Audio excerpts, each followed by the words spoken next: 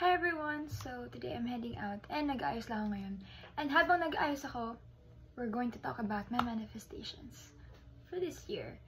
And mahilig ako mag-manifest, so there are a lot of things na mina-manifest ko talaga.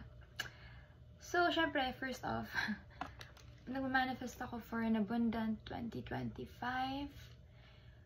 Syempre not just financially, pero abundant in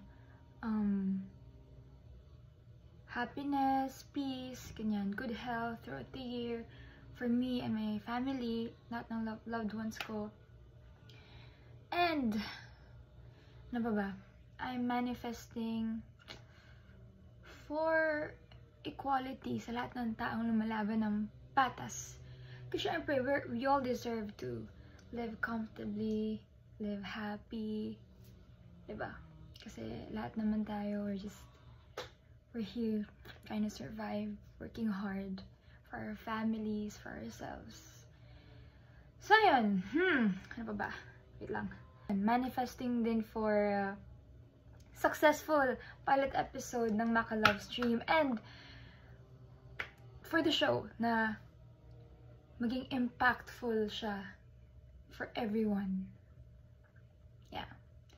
And syempre manifesting din for good relationships, manifesting supportive relationships with yung mga nakakatrabaho ko, my co-actors, all the people I work with, and ayun, manifesting for even more blessings this year.